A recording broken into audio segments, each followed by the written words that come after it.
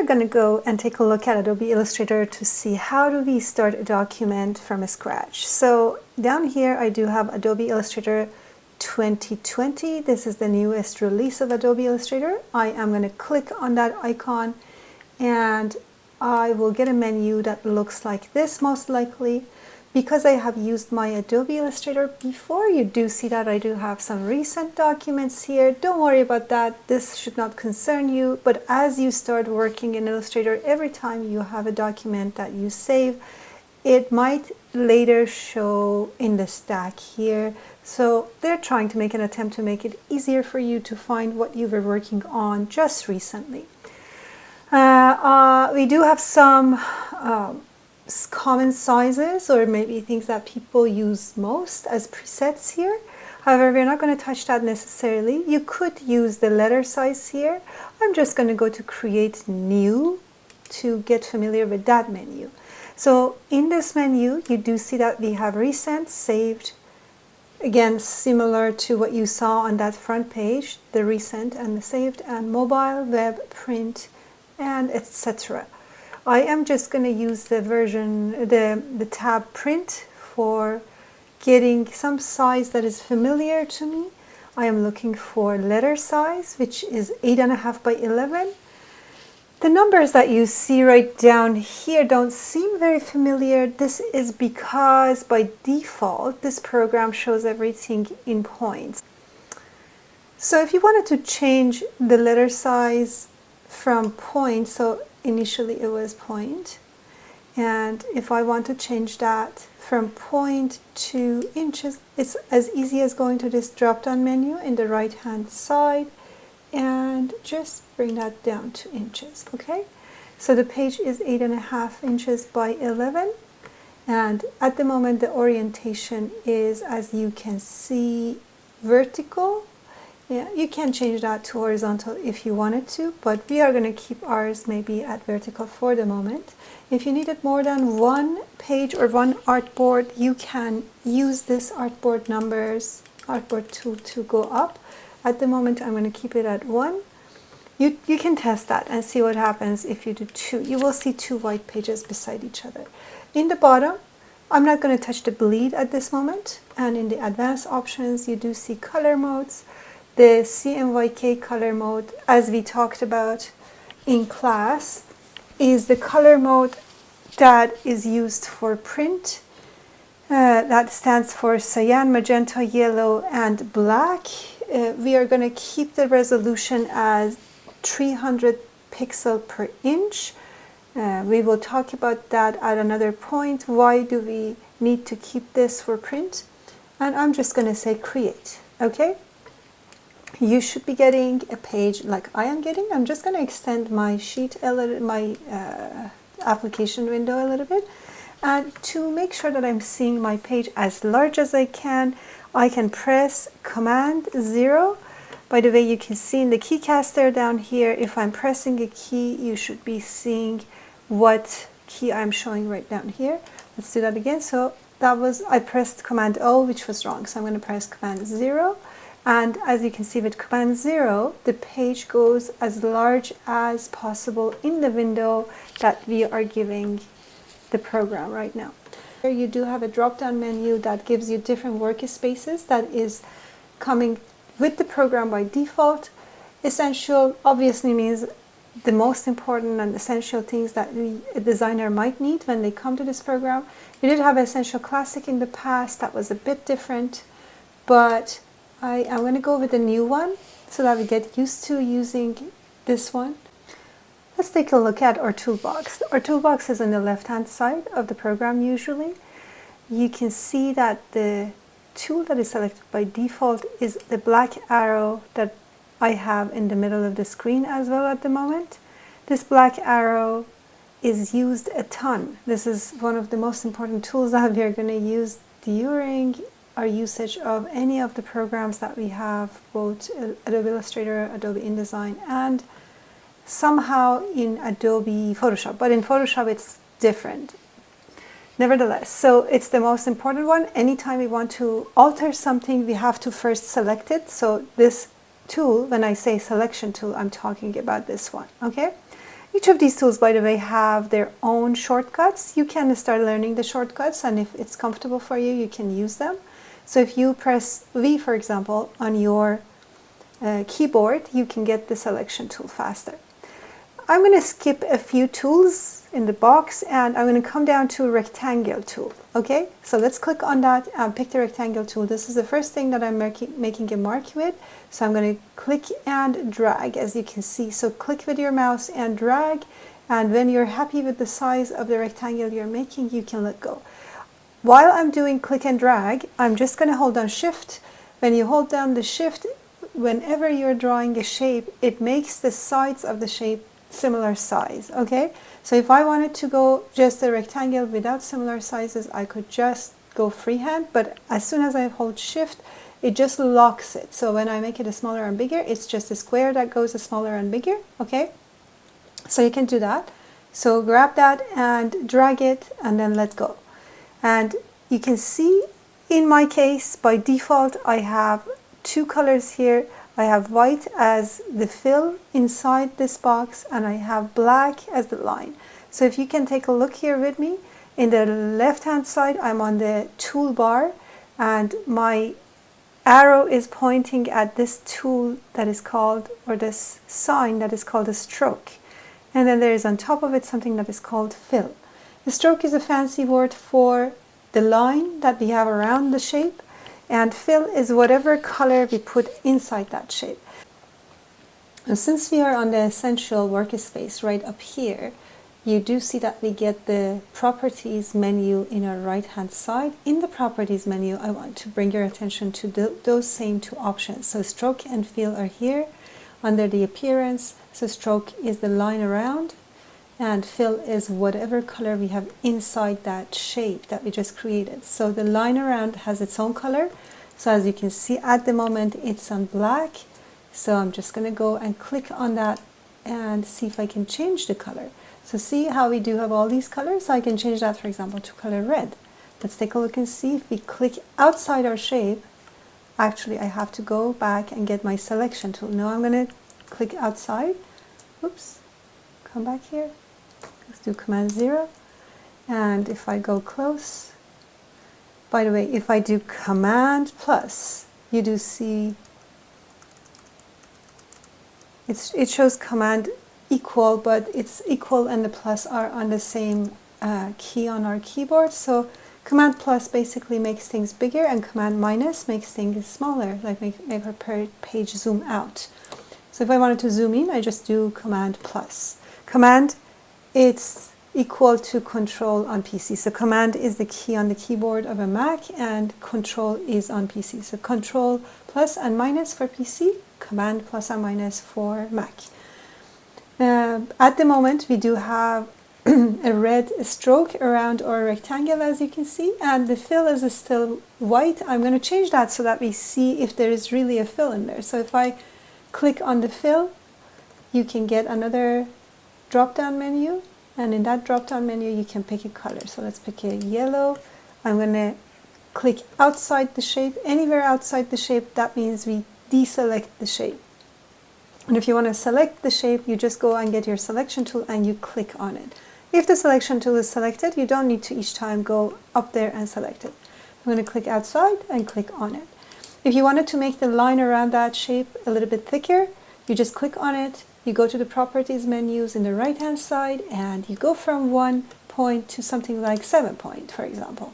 Point is the measurement unit for stroke, which is the line around an object. If I wanted to have an object that has no color in it, I could go and click on Fill and say None. And then there is no color in there, meaning if I put something behind it, you should be able to see it.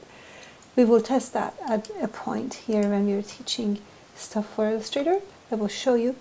So I'm going to put the color back inside. So I'm going to pick color yellow. This time I want to turn the stroke off. So you can go click on the stroke, and drop down menu shows up, and then you go to the None, and then you're going to get rid of that line, the colorful line that is around this shape. Okay, that is how you change colors, and you use the default colors that come with the program. Remember, every time you want to make a change on this shape, you have to click on it first. So you have to have your selection tool, the black selection tool, that is the first one, and then you have to click on it, and as soon as you click on it, you see that your properties has the stuff that you want, as in the appearance of this box, whatever the fill is, whatever the stroke is. You see, as soon as we turned off the stroke color, there is no thickness to it anymore, obviously. If you wanted to change the opacity of this shape, you can do that here too. So let's see what happens. If I bring the opacity to really low, it's going to fade out to the point that you will not see it. And I can bring the opacity back up. See what happens? Now there's another little key here called effects. So F and X are standing for effects. If you click on that, you do see some fun effects down there. We're not going to really use them right now, but I can show you at least a look of them in case we need to use it sometime, okay? Let's see if I had an artistic, actually I'm going to get playful with it if I want to do that. So let's not do it, but here is, for example, if you wanted to create a 3D object, you could do that in Illustrator, okay? This is something for you to play with on your own time and see what things you can create. Imagine if you want to make a presentation of a 3D packaging, this might be something that comes handy to you, okay? And there are different ways of making it hollow or making it full and changing the extrude depth. Look at that. Oh my God. It's so much fun. Okay. So this is something for you to play whenever you want. I'm going to say cancel to it. By the way, look at this preview button here. This is a very cool thing to have in some of these menus. If they have preview, turn the preview on, because that means you can see in live time whatever changes you're applying. Without completely applying them, you get a view of them. I'm going to say cancel to this because we don't want to change that shape yet. I mean, yes, it's good to have fun, but we do have to learn a bunch of things. So I'm going to do Command 0 again, center my page, Control 0 on PC. And let's see what else we have in store for you. So I am going to just change that fill back to none. And I am going to give a stroke of black. And I'm going to stay with 1 point for the moment. I want to show you how to duplicate something. Actually, for duplication, it would be easier if I had a fill, because right now, this is a hollow border only. So if I click in the center of it, because it's hollow, it's not getting selected. Right now, I'm clicking with my mouse in the middle of this rectangle, but because it's hollow, it doesn't show anything. For me to grab it, I have to go click on the edge, okay? Or alternatively, you can do this. You can click somewhere on the page and drag around it, or on a part of it, and it gets selected, okay? So drag around it, or just drag on top of it for just a little bit, and it should get selected. Now, if I give it a color, that's better, because then we will see for now until I go to the next step of the work that I want to do. So now let's click on that. Because it's having a fill inside, you can click in the center of it, or you can click on the edges. I want to duplicate this shape, and I want to show you how to duplicate something. So let's go to the edit menu. Usually if there is a duplicate button, it should be underneath the edit menu or underneath the object menu. So however, I want to show you a shortcut for it. Let me see if I find any for duplicating. I have done this manually and with shortcut for so long, I can't even remember how to duplicate via menu. Can you believe that now? So let's go here, object. I don't even find duplicate. But when I don't find something, I go to help. Okay, so I say duplicate.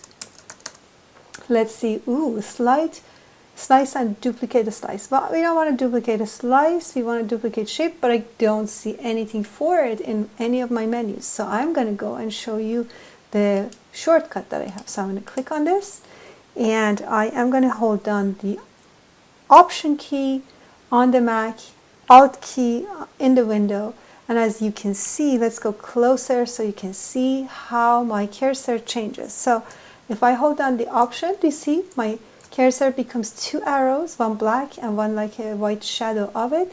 And now if I, so providing that your shape is selected first and then you hold an Option, if you drag with your mouse, you can see that I now have a new shape. So if I let go of it, I have a new shape, okay? So let's try that again. So I'm going to click here and hold down the Option key and drag, okay? Do that, click and drag. Now I might want to have different size shapes, so I can also line them up a little bit manually for the moment, and I will show you how to line them up better even in a second. Let's say we line them up the best we can, and I am going to go click on one on the top right side. I'm going to zoom in a little bit so that you see what I'm doing. With my arrow key, with my selection tool, I'm going to go to the corner of this shape, okay? See what happens when I go to the corner. So each corner, when I go and stand on it, my tool changes. The look of the tool changes, okay? So if I click here and drag inward, see what happens. So I can change the size of that rectangle, right? Command Z. Command Z stands for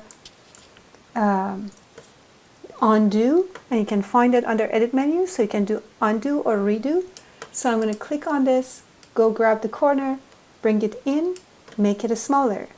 Okay, Command Z. Now if I wanted to change the size but keep it as a square, you remember what we had to hold down to make it square? Yes, you're right. We hold down Shift and then we click and drag in, okay? So this is how I can make it smaller. So let's make 4 different sizes. So I'm going to do that with each of them, but I'm going to keep one of the sides in the center, not to move it, right here. Hold down Shift, bring that in. Let's have 4 different sizes of squares, okay? You can change the colors now. Let's try the primary colors, so each of them. So yellow, the next one would be, if you wanted to do CMYK primary colors, so we could do, this would be, so CMYK, so we can do cyan here, CMYK cyan. Then magenta, so let's go click on that, make a magenta. Oops, no, on the next one, on this one. So let's do magenta. The next one we have the CMYK yellow. Oops, I keep forgetting that I have to select the next one. Okay, we are on CMYK yellow, perfect. And the last one, we're going to do CMYK black, which is this one. Actually, if I double click on the black, you do see all the channels are closed. So this is just pure black ink and nothing else mixed in it. Remember this, if you wanted to send something to print and that thing has text, your text should be pure black, no other color, because if you have 4 other colors printing on top of each other on those tiny, tiny letters on the page, you might have miscalibration during printing, because print process uses 4 inks, cyan, magenta, yellow and black, and these 4 inks have to be exactly matching the space they hit the page, and if they're even a little bit miscalibrated, then you get a writing that is black with shades of yellow and red and blue possibly. So we don't add any other ink when we want to use it for text. Otherwise, if you're doing a shape like this, that should be safe to add a little bit of other colors to make velvet black or like rich black, okay? Now, all of these shapes have lines around them. If I wanted to remove the line, let's say my design might be such a way that I don't want any black line around any of the colors. So I can select them all together. So you can click somewhere on the page and drag a box around them all. So they're all selected. Now my properties shows the stroke, and I'm going to go click on the stroke and say none. And I make my life easy by selecting everything and do that job just one time. If I wanted to change them all to the same color, I'm going to select them all, go to fill and select the same color for all 4 of them. Okay, this is how you can change the color for your shapes and changing the stroke. So let's just recap quickly. So we learned how to change our workspace if you wanted to. Well, we initially learned how to start a new page and make sure that we pick size for it. We also could change our color spacing if you remember. So I can do that here again if I needed to make a new page so that you remember it. So we picked the letter size. We have the horizontal or vertical options, but we went with vertical. We only have 1 artboard. If you wanted more, you can do more. and we kept the color space on CMYK because that's good for printing, and we wanted to keep our resolution, which is the quality of the print later, as 300 pixel per inch. That is the perfect resolution for print.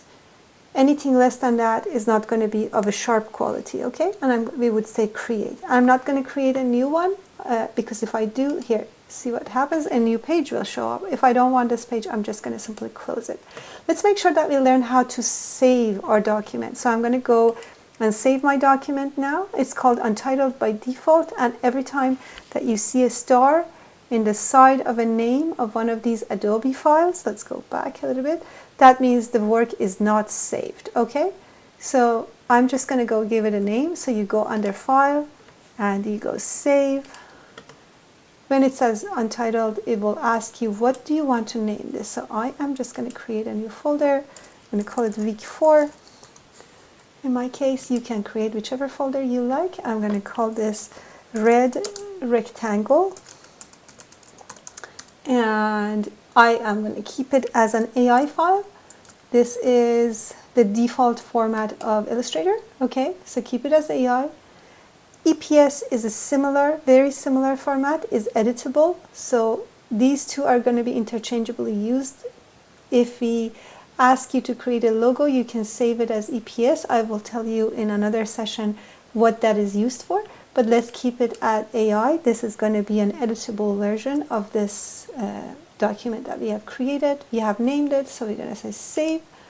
And we are not going to touch anything here. It's going to stay as Illustrator 2020. However, there's a drop-down menu. If somebody has a legacy version of Illustrator, like CS6 or 5 or whatever have you, as you can see here, you could change the version. Okay, we are not going to change ours. We're going to keep 2020 because we have the newest version of the program, as I can imagine. So I'm going to say OK, and that file is saved. Right now, you should not be seeing any asterisks or a star beside the name in there. Okay, if I close this and if I come back here, you do see on my recents, we now have that red rectangle showing up because we just worked on it. Okay, so let's go to another episode and I will show you how to create other shapes then. Okay, let's pick it up from where we left off. So we're going to reopen that document that we have. I'm going to do Command 0 to center that document, and I want to add another page to this sheet that I have over here. If you take a look at the right hand side, the properties menu shows that I have one artboard. Let's see if there's any way to change it in there. I'm going to say edit artboard, okay, and beside the name of the artboard you should be able to see that there is a plus sign. Let's see if we can click on that and get the result that we are hoping for. So if I click on that and then I'm going to zoom out, so Command minus or Control minus, you do see that I got another artboard. Now, we got to be careful. I got to be careful because my cursor is changed to an Artboard tool right now. Do you see that? If I click and drag anywhere like this, I all of a sudden get these artboards. I might not pay attention to it, especially if my artboard is going to be overlapping the other artboard. Then that might cause me trouble later. So I'm going to do Command Z to undo all of these. So be careful for this little tool.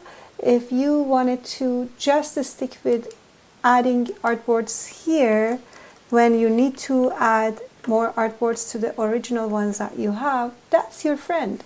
Now I'm going to delete some of them. So you do see that there's a little garbage can. So at the moment, the last one we just created is selected. It's number 4. I'm going to click on the garbage can to see what happens. Okay, look, it's going to disappear. So I'm going to disappear that one. And number 2, I'm going to keep it. I make sure that I change my tool from, it was actually the Artboard tool that got automatically selected because we touched the artboard on the right hand side. So let's go this way. So I'm going to do a Command 0 and Command minus to get them both in the page. And I'm going to go change my tool to Selection tool now. Okay, so this way the artboards are intact because I'm on Selection tool. Now I want to show you another shape that is underneath that rectangle tool. So let's go to Ellipse now. So click somewhere on the page and drag. Okay, so by default again we have white fill, black stroke, and you can draw ovals here. Okay, so these are shapes. As you can see, as I'm overlapping them, it is obvious that they have a fill in them. I'm going to Command Z and delete all of these. This time I want to create a perfect circle. So I'm going to click and hold down, remember, Shift and drag. And now you would have a circle. The circle has a fill of white. I'm going to change that to a different color, another primary color. Let's do a yellow. And then I'm going to change the stroke to none.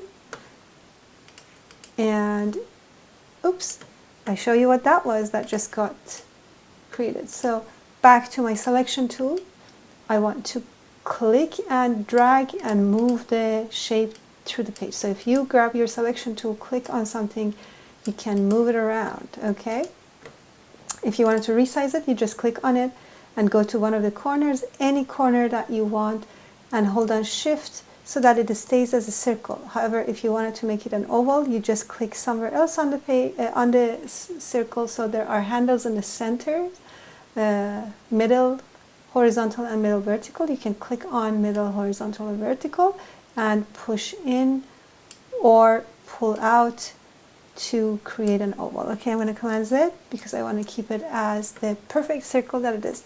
Remember how to duplicate something. So you just click on it, hold down Option or Alt key. They're the same key, one Alt for PC and Option for Mac. So you can click and drag. And I'm just going to go to one of the corners, hold down Shift and close that shape to become smaller. I do the same thing again. So let's click and drag. That's too big, so I'm going to drag it to be smaller. So as you can see, these are little shapes here that I have created. I'm going to do something else right now. So I'm going to add another artboard. So let's go to Artboard Tool again, Edit Artboard in the side, and I'm going to add a third one. And let's just click on Selection Tool. Now I want to create a triangular shape. So I have to go for that. I have to go to the Polygon shape. So Polygon shows 6 sides to my shape. So it's a hexagon. It's not a triangular shape. How do I change that right now? So I'm going to come and click somewhere in the page. And by the way, because we used the yellow last, that's what it knows us, knows our shape tool as. So I'm going to click and drag first. If I hold down Shift, let's see what happens. It only moves this way. So the bottom part of it stays horizontal, as you can see, because I'm holding the Shift down. Now, I'm going to just keep it like this, but I'm not letting go of my mouse. And I am going to use my arrow keys. So arrow down brings the number of sides down. Arrow up takes the number of sides up. Okay. The space allows you to move your mouse and put your shape in a different place. If I hold Shift, you can, so I have a space in my hand and I have Shift in the other. So with one finger I'm holding down Shift, and with one finger I'm holding down space, so that I have a triangular shape that has 3 similar sides, and then it has a horizontal bottom, as you can see. So I'm going to let go of all the keys, so mouse and the keys at the same time. And as you can see, we have a triangular shape. I'm going to go back to Selection Tool, click on that and move it. This time I'm going to give it a different color. Let's give it some blue, as we are working with the primary colors at the moment. So I'm going to drag it out with the Alt key, and that will reproduce it. So I'm going to hold down Shift, make it smaller, so that we have similar size triangles. By the way, take a look and see, as I'm moving things, there are these pink lines that show up, and it seems that they stick in a proper place to be lined up with each other. Okay, so that is because under the view we have something called the Smart Guides, If your smart guides are on, the program is a bit smart that way, and it keeps things lined up horizontally and vertically, okay? So I'm going to click on that big triangle, hold down the Option key, drag, and create another one, okay? Do you see those pink lines? Yeah? It's kind of lining things up for me. So you can use that if it comes handy to you. And I'm going to get the corner, hold on my Shift key, and close that corner. See, let's go here. And I have now 3 triangular shapes, okay? So that's how you can create basic shapes with Illustrator, and you can give them some color as well.